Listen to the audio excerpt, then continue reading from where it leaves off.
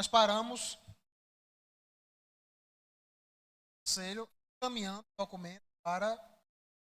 documento para o tribunal, certo? E aqui a gente vai ver agora o conselho atuando como tribunal eclesiástico. Primeira reunião.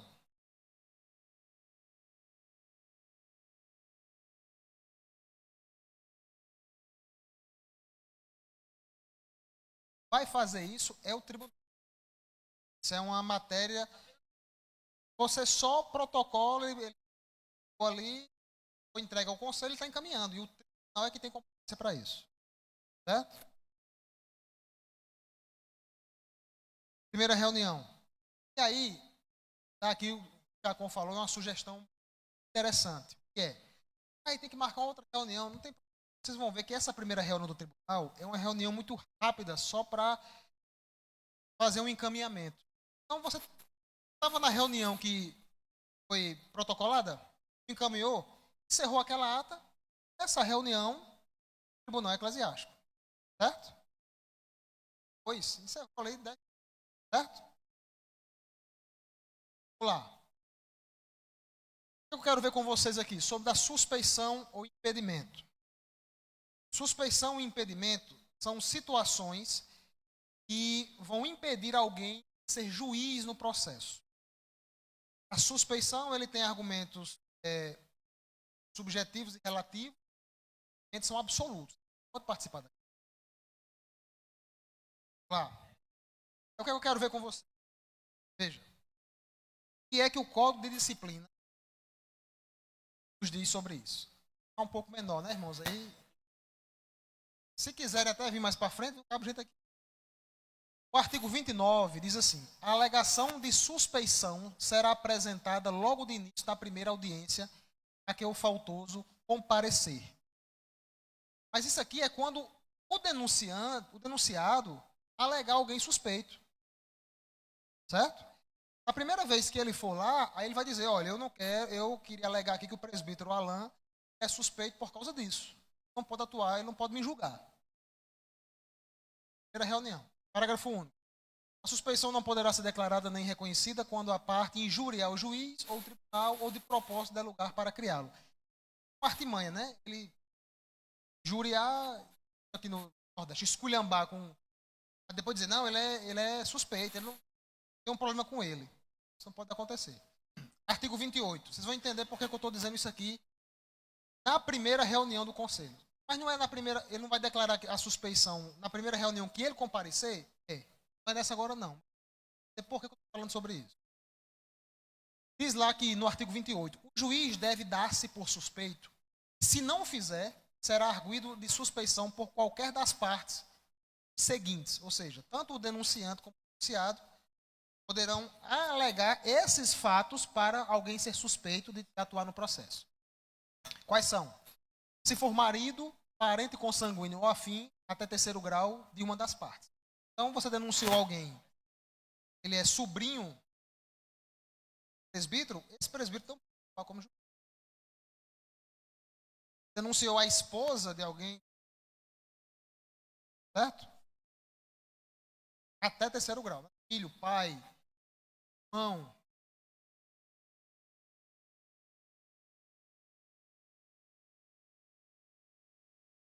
Se estiver de modo tal envolvido na causa que a decisão a ser proferida possa afetá-lo.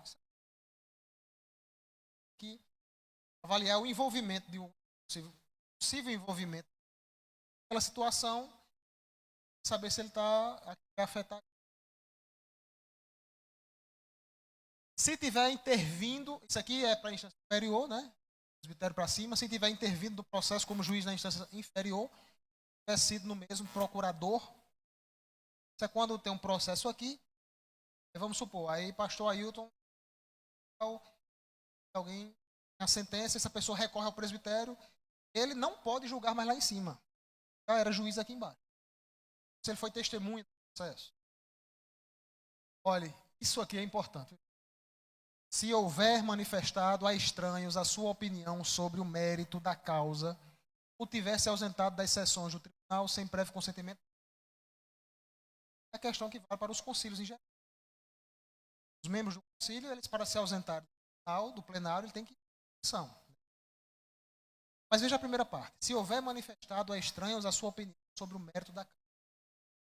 Portanto, você é juiz de um processo judicial, você não pode sair comentando isso, não. Você não pode sair aí dizendo que a pessoa vai ser. Agora ele vai ver, eu vou disciplinar. Não, não vai acontecer nada com ele, não. Se você faz isso, você está antecipando o seu voto, o mérito de fazer isso.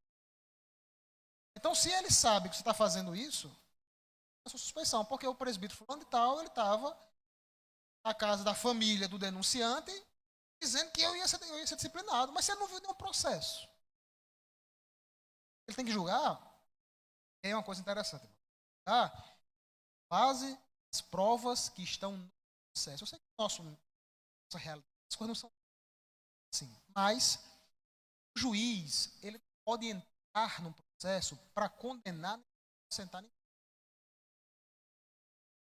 para analisar as provas, a alegação, a acusação, a defesa e as provas, e ali ele dá o parecer dele, a decisão dele. Se ele entrar já para condenar ou para absolver, é um juiz viciado, tendencioso, ele não é imparcial, é parcial.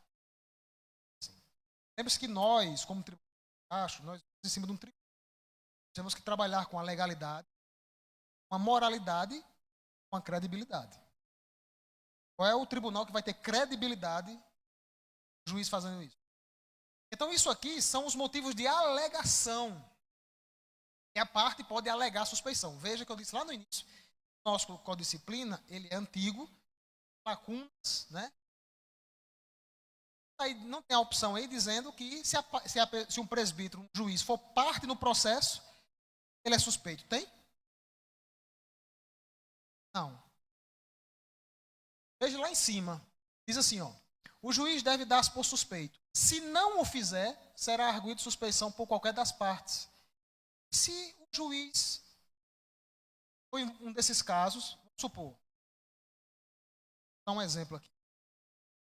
Um jovem lá de Santa Cruz, da igreja de Santa Cruz, lá na faculdade, esse foi de Santa Cruz. Lá da faculdade, aí ele vai e tem um problema com um jovem daqui da central. É presbiteriano de lá, o jovem sabe que ele é presbiteriano, denunciou esse jovem aqui. Só que o presbítero aqui é pai desse jovem daqui, denunciado.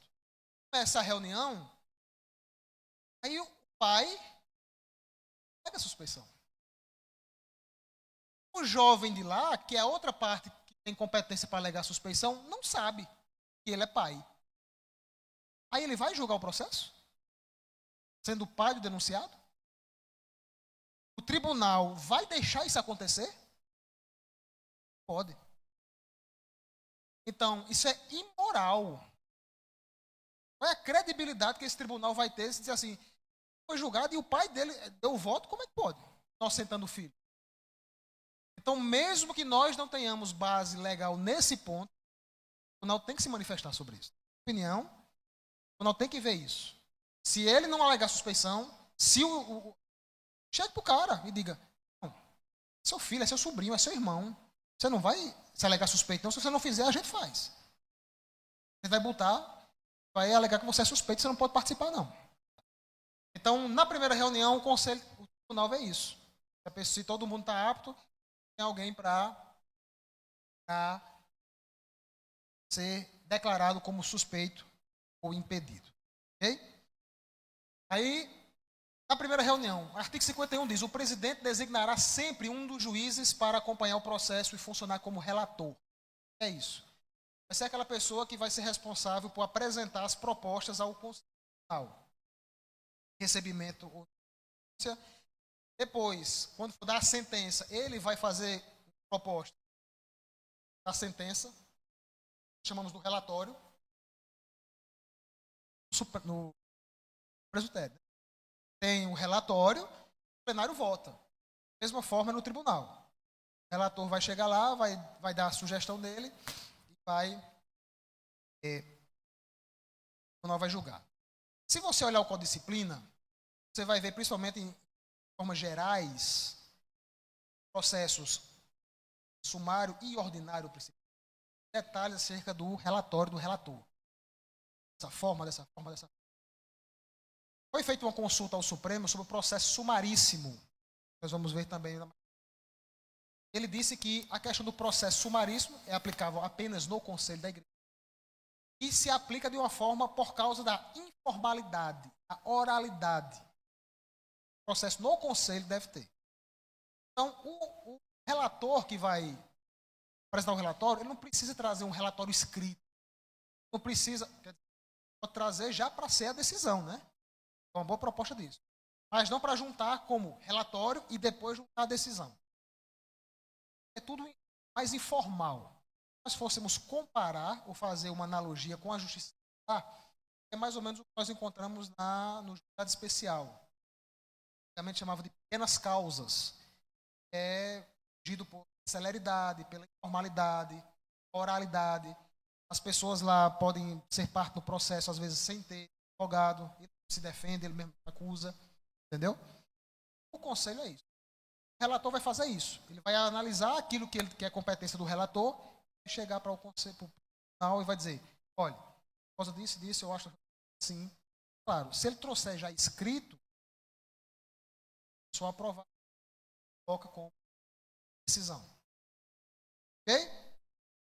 Então, um vai ser nomeado como relator. Certo? Não sei se dá aí para irmãos. Um pouquinho aqui. Isso aqui seria a ata da primeira reunião do conselho. Uma sugestão, um exemplo de como poderia ser a ata. Então, veja, ata da primeira reunião do Conselho da Igreja Presbiteriana Parelhas. Estou fazendo assim. Atuando como tribunal eclesiástico. Reunido no dia tal, igual a gente faz na ata administrativa. Só que tem que falando que atuando como tribunal, lembra da decisão? O senhor está 5, presidência do reverendo, o pastor da igreja. Presentes os juízes, da lista dos presbíteros, pastores auxiliares que estavam presentes. Tendo quórum, o presidente declarou aberta a reunião.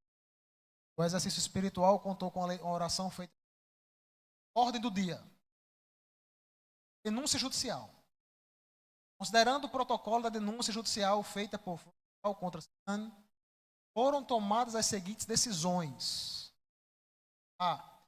Fica designado o presbítero fulano de tal para atuar como relator do caso, conforme artigo 51 do Código de Disciplina da EPB.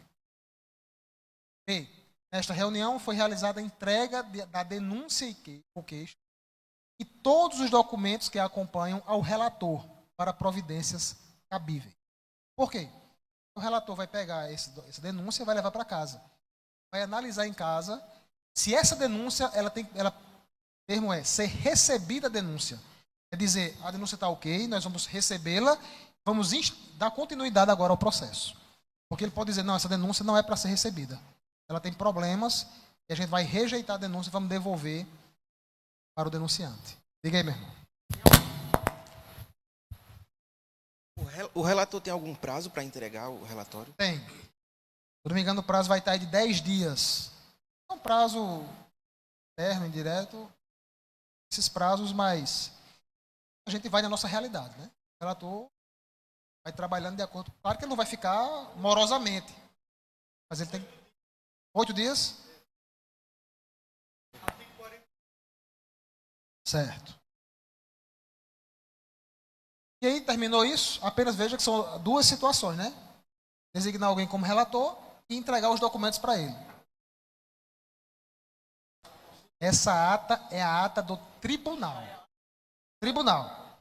Viu? Nós vamos ver lá na frente que o conselho tem que... O tribunal ele tem que ter um livro de atas. Livro de atas do tribunal. Certo? Eu até botei ali em cima a ata da primeira reunião, porque pode ser que o tribunal não tenha esse livro de atas. Mas se tiver, você pode colocar ata, número, e aí na sequência, número 3, da primeira reunião, ata número 3. Ata, se você tiver um livro de atas, aí tem um processo judicial, aí as atas daquele processo. Outro processo, não é comum, mas estou falando de tese. E aí vai ter uma sequência de números, ata número 1, número 2, número 3, número 4. Sei que Chega e diga. Ata número 10 da primeira reunião, ele atuando no processo tal.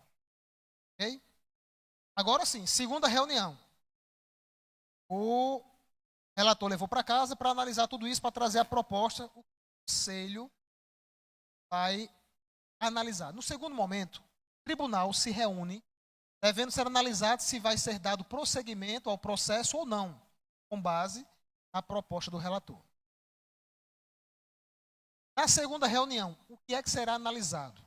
Nesse momento de início de processo. O que é que nós vamos analisar para saber se aquela denúncia, como Samuel, tem fundamento, se é para ela prosseguir ou se é para ela ser rejeitada de plano. Primeiro, critérios objetivos. Quais são os critérios objetivos que nós temos que ver? Competência do tribunal. Temos que ver se o nosso tribunal é o competente para julgar aquela causa. Veja o artigo 19, diz: compete ao Conselho processar e julgar originalmente membros e oficiais da Igreja. O artigo 37 diz: por incompetência, entende-se a falta de autoridade de um concílio ou tribunal para instaurar processo ou julgar em grau de recurso. Então veja, quem é o conselho, o tribunal, o conselho da Igreja, tem competência para julgar membros e oficiais da Igreja. Aí imagine que chega uma denúncia contra o pastor. Esse conselho, ele é competente para isso? Não. Aí olha a importância. Olha a importância de nós registrar corretamente. Como é que nós vamos caracterizar se uma pessoa é membro da igreja ou não? Registro, ata. Recebimento. Deixa eu lhe dar um exemplo. Há algum tempo atrás, alguns anos atrás, uma situação aqui na igreja, a pessoa estava na iminência de sido, chamou essa pessoa, a pessoa vai, não vai, aí as atas, isso é de trás para frente, mais nova, voltando, chegou a última, ou a mais recente são a essa pessoa, ela tem sido excluída do rol de membro. O que acontece? O conselho não é competente para julgar aquela pessoa. E cuidado, nós temos que ter cuidado com isso. Nós temos que ter cuidado para evitarmos, nós temos que ter cuidado para fazermos os passos corretos e sempre buscarmos evitar qualquer tipo de possibilidade de nulidade. Porque se você estiver pegando pessoas maliciosas que saibam disso, ele sabe por algum motivo que ele foi excluído, depois voltou a congregar, mas nunca foi recebido oficialmente. É o conselho cheio de pompa, vai lá, abre um processo, mas ele sabe que ele não é membro da igreja. Mas ele não vai dizer no início, não. Vai dizer no final. Se for contra ele, ele vai dizer: quem disse que vocês têm competência para me julgar? Aí, ele vai ter que dar a mão, né, palmatória, desfazer tudo que fez. Então nós temos que ver a competência. Se nós temos competência para julgar aquela pessoa. Legitimidade processual ativa. Que nome comprido é esse? É a legitimidade de alguém denunciar, ou de alguém ser o que apresenta a queixa. Né? Lá. Quem é que tinha perguntado era Rodrigo, não era? E se podia ser qualquer pessoa, membro da igreja e tal. O artigo 42, parágrafo 1º, diz assim: qualquer membro de igreja em plena comunhão ou ministro pode apresentar queixa ou denúncia perante o conselho. Os ministros e os conselhos perante os presbitérios, estes perante o sínodo e este perante o Supremo Conselho. Veja que, quanto à igreja, ele diz: qualquer membro de igreja em plena comunhão. Aqui nós temos o primeiro problema, que é: que igreja?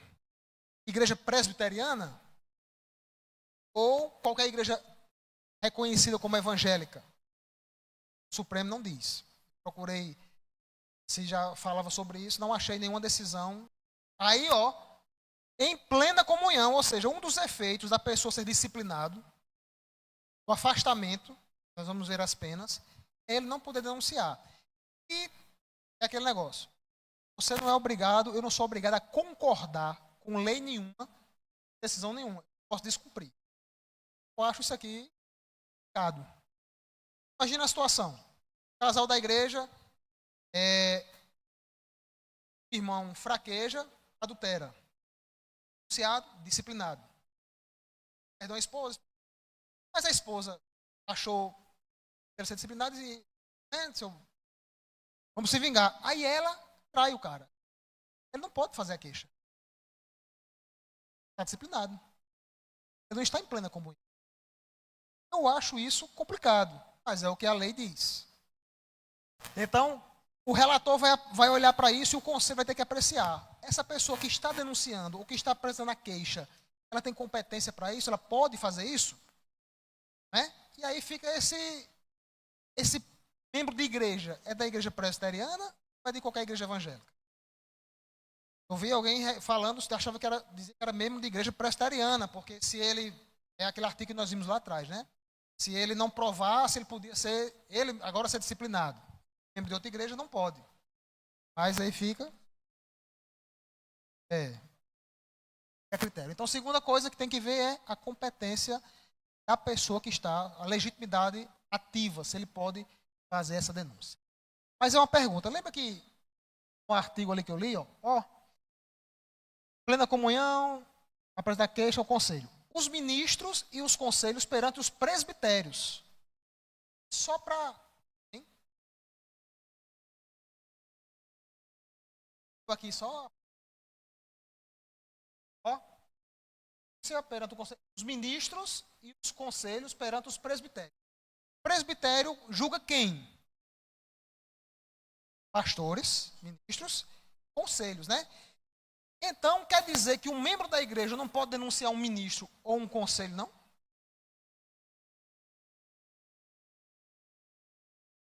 Mas não disse que só quem apresenta lá é um ministro?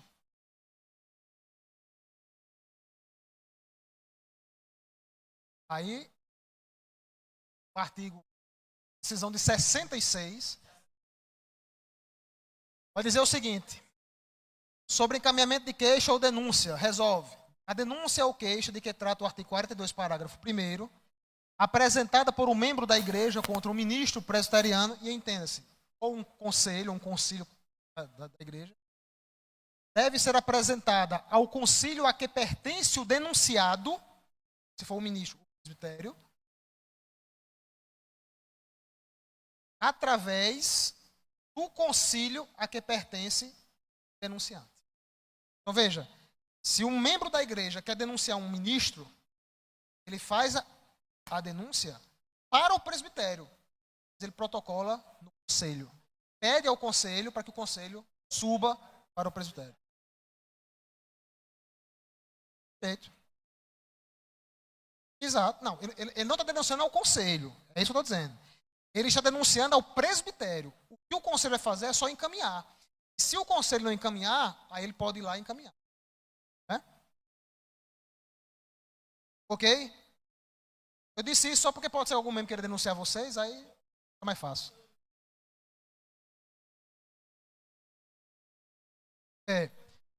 Boa observação do pastor Niclésio. Ó, gente, é diferente você denunciar o conselho da igreja, porque o conselho, atuando, tomou alguma medida digna de pena, né, de disciplina, ou você disciplinar o presbítero, um membro do conselho. Não, o membro do conselho é do conselho da igreja que ele é julgado. A denúncia é no conselho. Mas o conselho, como instituição, como concílio, vai ser julgado lá no presbitério. Certo?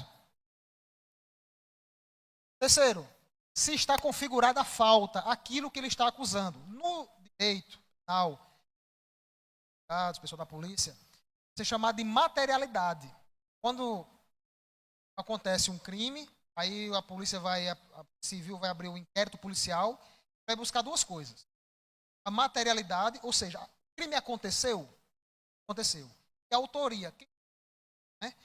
Então aqui a gente vai ter que saber se aquilo que está sendo acusado é realmente pecado diante da palavra de Deus. O pastor Niclésio, eu acho que falou sobre isso lá no início. Né? Saber se realmente aquilo ali está configurado como pecado. O que aqui diz aqui. Falta é tudo que na doutrina e prática dos membros e concílios da igreja não esteja de conformidade com os ensinos da Sagrada Escritura, ou transgrida e prejudique a paz, a unidade, a pureza, a ordem e a boa administração da comunidade cristã. Parágrafo único. Nenhum tribunal eclesiástico poderá considerar como falta ou admitir, veja, ou admitir como matéria de acusação aquilo que não possa ser provado como tal pela Escritura, segundo a interpretação dos símbolos de fé. Então, o que é que isso aqui quer dizer? Aquilo que ele está acusando, denunciando o outro irmão, é pecado? É falta diante da palavra de Deus, da interpretação do Westminster? É. Não, não é. Pode ser recebida. Vou dar um exemplo. Recebe-se a denúncia que o irmão estava num restaurante com a esposa e botaram uma taça de vinho. Estavam bebendo bebida alcoólica. Isso é pecado, tem que ser disciplinado. Se configura como falta? Isso não pode ser recebido essa denúncia. Ele diz, ou admitir, porque ele não pode admitir como matéria de acusação aquilo que não possa ser provado pela Escritura. Tá certo? Então tem que ver se aquilo que ele está acusando é realmente pecado. Senão, você não pode aplicar uma pena contra uma pessoa que não cometeu pecado, cometeu falta para isso. Quarto, a tempestividade. Tem prazo, viu, gente? Para apresentar denúncia e queixa, tem prazo. Pode acontecer uma coisa, daqui a 10 anos atrás, agora eu vou lhe denunciar, porque em 10 anos atrás você fez isso. Tem que ver se não houve prescrição ou decadência. Prescrição é quando você tem um prazo para que aquilo seja feito, você perde aquele prazo. E a decadência é quando se extingue o direito. Não existe mais direito em relação àquilo. Lá um artigo só, ele vai falar dos dois. Só se poderá instaurar processo dentro do período de 1 ano a contar da ciência do fato. Então, prazo para alguém denunciar ou entrar com a queixa é 1 ano a partir de que ele tomou ciência do fato. Certo? Se for um pecado público, todo mundo soube, aí manda da publicidade. Mas se é algo velado, quando foi que ele soube disso? 1 ano, a ciência. Parágrafo único. Após 2 anos da ocorrência do fato, da falta, em hipótese alguma, se instaurará o processo. Aí é a decadência, ou seja, aconteceu quando? Mas hoje nós estamos em abril de 2024. Isso aí aconteceu em 2000. Faz 2 anos. O conselho não pode abrir um processo. Pode.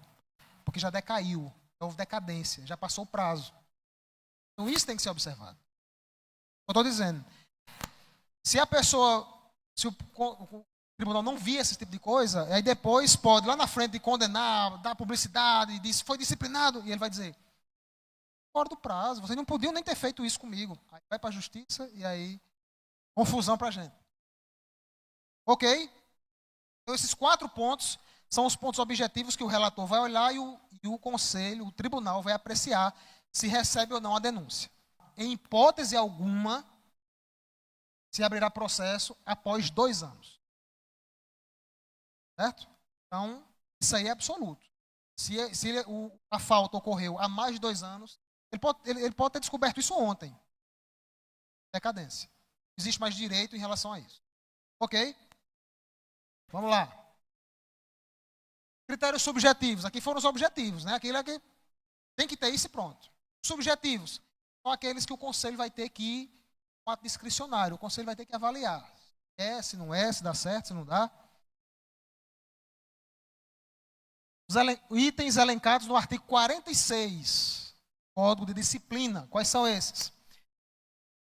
Terão andamento os processos intentados somente quando, ou seja, deverão ter esses itens para que o processo tenha andamento.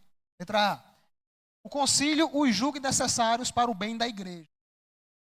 Essa denúncia, esse julgamento, esse processo, vai ser para o bem da igreja? Não, ou vai ser pior do que melhor. Aí o conselho é uma questão discricionária e subjetiva do conselho. Vai ter que analisar cada caso. B. Iniciados pelos ofendidos, depois de haverem, ou seja, iniciados pelos ofendidos não é denúncia, é queixa, né? Aquele que foi, o pecado ficou contra mim, então eu vou lá e faço uma queixa, eu fui ofendido. No caso das queixas, ou seja, iniciados pelos ofendidos, depois de haverem procurado cumprir a recomendação de nosso Senhor Jesus Cristo em Mateus 18, versos 15 e 16, que é o texto que o pastor Jailson leu. O irmão peca contra até ele, se ele não ouvir, leve 2 testemunhas, se não, ele leve para a igreja. É queixa. Bom, você já foi até ele. Isso pode ser resolvido sem abrirmos o processo, talvez levando testemunho, resolvendo, confrontando. Fui. Não resolveu. Ele disse, não fui não, quem vim logo para cá. Então vá. Tente resolver primeiro só você e ele. É assim que prescreve a palavra de Deus. É isso? O concílio ou o tribunal tenha verificado que os acusadores não visam interesse legítimo confessável na condenação dos acusados. É o concílio verificar de alguma forma que, na verdade, está existindo má fé. E aqueles que estão denunciando estão querendo prejudicar a pessoa. Se acontecer, o concílio vai receber essa denúncia. O artigo 16, parágrafo único, diz assim: quando forem graves e notórios os fatos articulados contra o acusado, poderá ele, o acusado, preventivamente, a juízo do tribunal, ser afastado dos privilégios da igreja, tratando-se de oficial também do exercício do cargo, até que se apure definitivamente a verdade.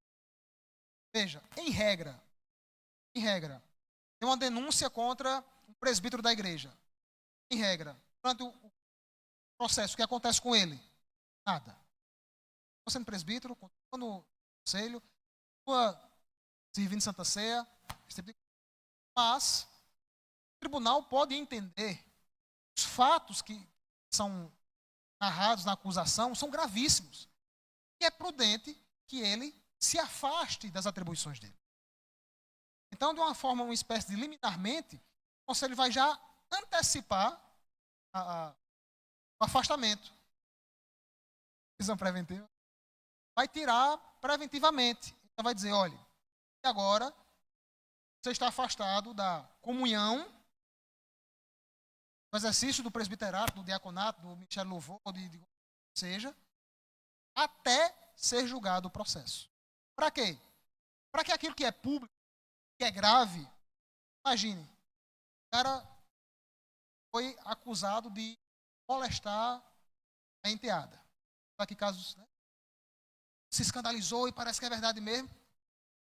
Santa Ceia. O cara está tocando no louvor. O cara está decidindo no conselho. Então, em casos gravíssimos, o conselho pode, preventivo, afastar esse irmão, até para preservar a imagem dele.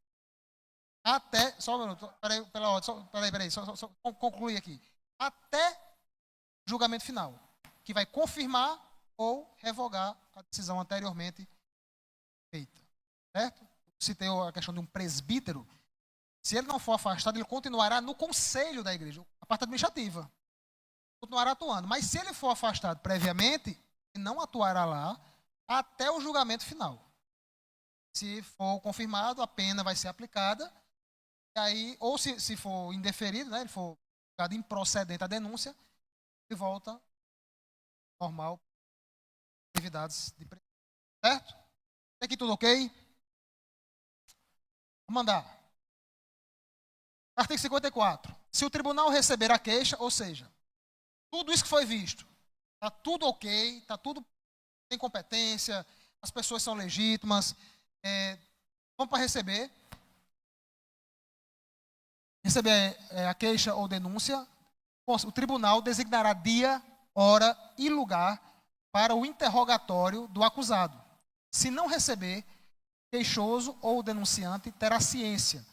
Poderá dirigir-se diretamente à instância superior. Se faltar alguma coisa ali, se o conselho entender que não atende aos requisitos necessários à instauração do processo, vai devolver, ele vai indeferir o pedido. Não receber a denúncia, vai devolver ao denunciante ou ao queixoso. Aí, o denunciante ou queixoso, se não concordar com a denúncia, com a decisão do tribunal, pode recorrer. Para onde? Tribunal, instância superior, Tribunal do Presbitério. Após decidida a instauração e continuação do processo, vamos registrar essas questões na ata da reunião, né? O relator trouxe, olha, eu acho que deve ser recebido por causa disso. Vamos registrar. Eu acho que ficou pequeno, muito pequeno. Início e final é o padrão da ata, né? Você já sabe, não tem problema. Só o item que vai ser alterado aí. Ordem do dia. Análise de recebimento da denúncia ou queixa. Considerando que a denúncia de fulano contra ciclano, ora analisada, veio revestida de todos os pressupostos processuais exigidos pelo Código de Disciplina. Quais? Esses que acabamos de ver. Considerando que os concílios incidem em falta, quando se tornam desidiosos no cumprimento de seus deveres, comprometendo o prestígio da igreja ou a boa ordem do trabalho, no artigo 7º, a linha D do Código de Disciplina, não podendo, assim, este concílio se eximir de atuar no presente caso, não resolve. Lembre que está dizendo aqui, que o tribunal, ele entra, decide em falta, ou seja, ele pode ser denunciado à instância superior se ele fizer algo desse tipo errado. Então, o tribunal resolve A. Receber a denúncia e instaurar o processo judicial em face de fulano e tal. B. Determinar o senhor secretário do tribunal, né, que pode ser o mesmo do conselho da igreja administrativa, pode ser outro. Determinar o senhor secretário a autuação do presente feito, os moldes estabelecidos do artigo 48, a linha A, artigo 49 e artigo 50, primeira parte, todos do Código de Disciplina da IPB. C. Aí aqui é onde vai ter a autuação do processo. Eu não botei aí, mas se você for ler esses artigos, aí é onde vai estar aquela diferenciação. Manda-se autuar processo em separado. Isso é uma pastinha, você vai fazer uma pasta, vai colocar todos os documentos do processo lá dentro. É como se fosse um processo mesmo judicial, da justiça secular. É um processo separado, certo? Não é dentro de ata de conselho. O processo vai ter suas folhas, vai ser numerado, pode ser dado vista, o relator vai levar, vai trazer. C. Designar a reunião ou audiência para o dia. Eu boto o dia da reunião, a hora da reunião. No templo da igreja. Aí, conforme o artigo 54. D. Determinar a expedição de mandado de citação e intimação para o denunciado comparecer à audiência, conforme o artigo 48, a linha B e C do Código de Disciplina da IPB. Isso aqui é a sugestão. Certo? Então, esses atos agora vão acontecer. O conselho decidiu receber a denúncia da continuidade do processo. O secretário vai autuar o processo. Pegar a pastinha, tá no Código de Disciplina, esses artigos aí, vai dizer como é que ele faz, quais os termos que ele coloca, vai numerar as páginas. Aí depois ele diz, marcou a audiência, né? Marcou a reunião. Ele diz que ele vai fazer um mandado de citação e intimação. Chamar a pessoa para o processo. O mandado de citação. O que a gente faz? O que acontece aqui? A citação é a chamada do acusado ao tribunal para em hora, data e lugar determinado ser interrogado, defender-se e acompanhar o processo até o final, sob pena de ser julgado à revelia. Alguém perguntou, pode ser julgado à revelia? Pode. Se ele não comparecer, se ele não se defender, ele é julgado à revelia. Certo? Então, a citação é isso. Olha, deixa eu dizer uma coisa a vocês. Existe uma diferença entre citação e intimação. Citação é o primeiro ato do processo, é a primeira comunicação e convocação do denunciado para o processo. A citação, ela vai dar legitimidade a todo o restante do processo. Isso é importante. Tem que ter o nome citação. Já vi muito processo na justiça, onde eu trabalho. Todo o processo ser anulado, voltar lá para o começo. Só porque, em vez de colocarem citar fulano de tal, botaram intimar fulano de tal. Então, primeiro ato, ele não sabe que tem esse processo ainda, viu? Você vai chamar ele para o processo. Citação. Diz aí, Rodrigo, tem um processo aqui contra você. Vem se defender. Isso é citação. Todos os demais atos de ciência, de comunicação, de pedido de alguma coisa, vocação, são intimações. Artigo 85. A citação será feita por escrito e com antecedência, a fim de que haja tempo para o acusado comparecer. Parágrafo único. O tempo marcado para o comparecimento do acusado não deverá ser menor do que quanto? 48 horas. E para fixá-lo, tomar-se-á em consideração a distância da sua residência, ocupação e outras circunstâncias. Diga, meu irmão. Vou explicar. Vai marcar audiência. Só que você vai citar essa pessoa, tem que ter um período entre ele tomar ciência, veja, não é você expedir o mandado, não é você fazer a comunicação. Porque eu posso dizer assim, vou fazer aqui uma denúncia contra o irmão fulano e tal. Eu faço o mandado de citação. Citar, marquei audiência para daqui a 10 dias, um exemplo. Aí entreguei ao pastor Ailton, o secretário vai fazer a citação. O secretário deixa para entregar um dia antes. Pode. Porque esse prazo é da ciência dele. Ele tem que tomar ciência um determinado prazo antes da audiência para que ele possa se preparar. Mas lembra lá no começo que eu disse que o nosso código de disciplina ele tem problemas, ele tem lacunas, coerências e contradições. Aí diz que ele não poderá ser menor do que 48 horas. Aí veja lá, observar o artigo 48. Alguém poderia ler para mim? Artigo 48, parágrafo 2º.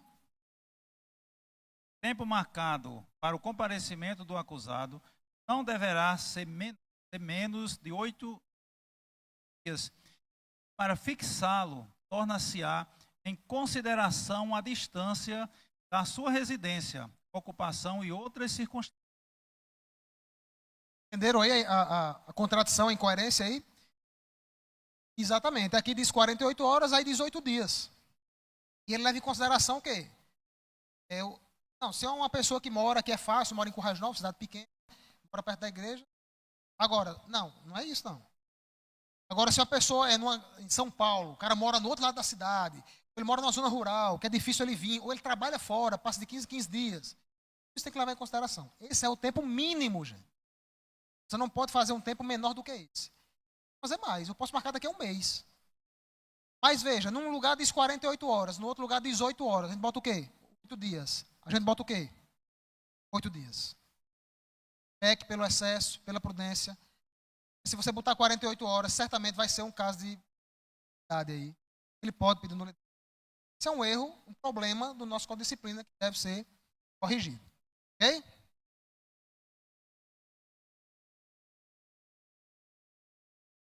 Vamos lá. Artigo 86. O mandado de citação será subscrito pelo secretário e assinado pelo presidente do tribunal. Contará o que é que tem que ter no mandado. O nome do presidente do tribunal, o nome do acusado, a residência. Aí o Código de Disciplina diz local onde trabalha, mas isso... E, se possível, a sua qualificação. Aí, no lugar do local onde trabalha, seria importante contato, né, de WhatsApp. Hora, data e lugar em que o citando, o denunciado, no caso, deve comparecer a fim de ser interrogado e se ver processado até o final, sob pena de revelia. Se você não botar que ele está sendo convocado para dia 5 de maio, às 10 horas da manhã, está na igreja central do Currais Novos, não vai, né? Ele não vai saber e vai dizer, não, eu não fui intimado para isso, não. O nome do queixoso ou denunciante, lembra? Não tem nada oculto, não. Não é aquele negócio de, não, isso não. Tem que dizer. Ele vai ter que saber quem denunciou ele. O presidente do concílio ou tribunal determinará o modo de ser provada a citação. Artigo 87. Se o citando estiver fora dos limites do tribunal, será enviada ao concílio ou tribunal competente carta precatória para que ele possa ser ouvido pelo tribunal em cujos limites se encontra. Isso aqui é algo que não é muito real para nós, mas eu vou lhe dar um exemplo.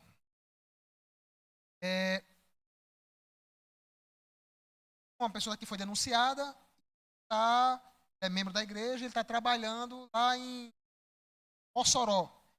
Eu sei que ele está trabalhando no bairro da igreja central de Mossoró. Ele vem aqui uma vez por mês. Trabalho temporário, ele continua sendo membro daqui, foi denunciado.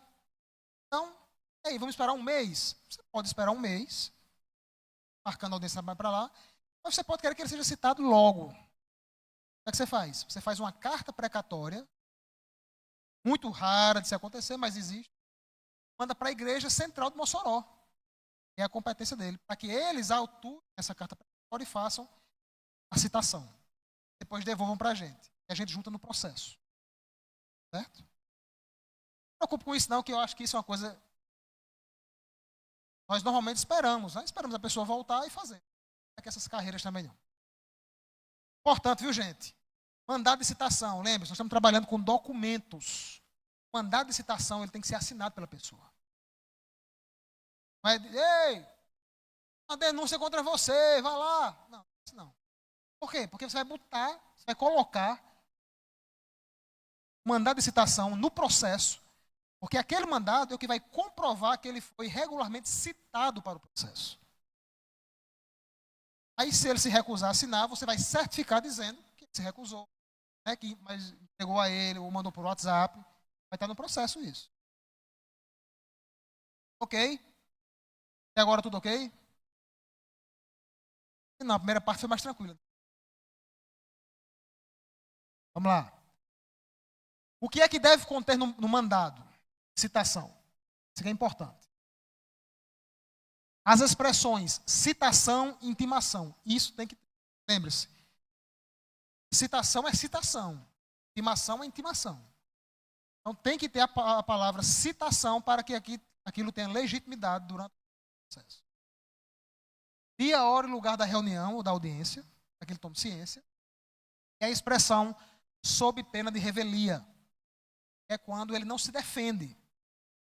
Pode não aparecer no tribunal, audiência marcada, não dá as caras, não quer conversa com ninguém, não apresentou defesa, não apresentou defensor, vai estar ciente de tudo. Okay? Então é importante ter essas expressões no mandado. Eu fiz um exemplo, não é obrigado a ser desse jeito, fazer um modelo pequeno, porque eu quis botar o modelo mandado todo ela, não sei se vocês vão conseguir. Acho que não dá para ver não, né? Mandado de citação e intimação. Eu vou lendo aqui, ó. O senhor reverendo fulano de tal, presidente do Tribunal Eclesiástico da Igreja Presbiteriana Parelhas, na forma da lei. Manda a quem for este, apresentado indevidamente assinado, que em seu cumprimento cite-se, citação. Cite-se o senhor fulano de tal, brasileiro, solteiro, servidor público, endereço, rua, não sei quanto, ou em qualquer outro lugar que possa ser encontrado. Ou seja, tem um endereço para ele ir lá. Mas se ele encontrou com ele na rua e ele está com isso aí, ele pode citar ele na hora. É? Encontrado. Para tomar ciência do presente feito. Ele está citando ele para ele vir tomar conhecimento do processo. Ele entrar no... Bem como intimá-lo para comparecer à audiência ou à reunião designada para o dia tal, tal hora, no templo da igreja, situado, e o endereço aqui da igreja, sob pena de revelia. É aqui, ó. Observação. Cientifique-se o denunciado que, caso ele queira, poderá ser representado por defensor ou procurador, devendo este, o defensor, apresentar no momento da audiência ou reunião a declaração da igreja evangélica da qual ele é membro, conforme artigo 58, parágrafo 1 do Código de Disciplina. Perguntou. Ele pode ter defensor? Pode. A figura é a figura do advogado. Precisa ser um advogado? Não. É pessoa. O artigo 58 do Código de Disciplina diz isso. Por isso que é importante já ir. Então, se ele é de outra igreja, se ele é membro daqui, o conselho sabe, né? Mas se ele é membro de outra igreja, é importante que ele traga uma carta da igreja para que se legitime a atuação dele como defensor do acusado. Aí aqui, ó, segue anexas cópias da denúncia e demais documentos que compõem a íntegra. Você vai botar cópia de todo o processo para o denunciado. Tem que tomar conhecimento de tudo. Não existe nada escondido. Vou fazer denúncia aqui, mas não mostra ele não. Ele tem que saber do que estão acusando, o que estão falando para que ele possa se defender. Tudo que o denunciante juntou. Ele juntou a denúncia. Ele só fez a denúncia ou ele tem provas? Ele tem conversa de WhatsApp, foto, vídeo. Ele tem o quê? Entendeu? Então, ele botou lá, vai. Tudo. Tudo é o dó, tudo. Pronto. Aí aqui nós fizemos um mandado, né? O secretário, normalmente é o secretário que fica responsável por isso, vai lá, foi citar e intimar o denunciado para a audiência. Assinaturazinha, data, olha, lembra da data, viu? Lembra do prazo que tem entre a citação e a reunião. Isso. E com as cópias para ele, volta uma cópia para o processo.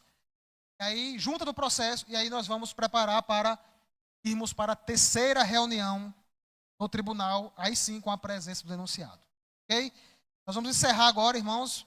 Vai ter o jantar para quem lanche, para quem vai embora. E o pessoal vai começar aqui a escola bíblica. Nós retornamos 7 horas, é? 6h30. 6h30 nós estamos aqui de volta. É para todo mundo, né? O pastor deu um. Meus irmãos, só ratificar o que o Carlos falou. Nós vamos agora sair, fazer o nosso jantarzinho ali, tá certo? O pessoal está chegando. Logo mais nós já vamos dar início aqui à escola bíblica. Nós temos horário de 18 horas. Tá bom? Terminando lá, os irmãos querendo vir para cá. Então a gente fecha esse momento aqui com eles. Terminou esse momento aqui devocional. Então eles sobem e os irmãos permanecem aqui. Ok? Tudo ok? Amém, meus irmãos? Vamos embora. Vamos orar para a gente aproveitar que já vamos jantar. Nós vamos agradecer ao Senhor e seguir aí a logística. Muito obrigado, Senhor, pela alegria de estarmos aqui nessa tarde, aprendendo a Deus sobre esse assunto tão importante para a vida administrativa do Teu povo, ó Senhor. Nós reconhecemos que precisamos aprender, nós reconhecemos que temos falhado nisso, e por isso te suplicamos, ó Deus, ajuda-nos, capacita-nos, para que possamos, ó Deus, como servos do Senhor, estarmos, ó Deus, sendo obedientes em situações tão complicadas que por vezes temos que enfrentar. Nós te agradecemos pelo que nós já aprendemos e te agradecemos agora também pelo pão de cada dia que iremos tomar. Que esse nos faça bem. Fique conosco, em nome de Jesus. Amém.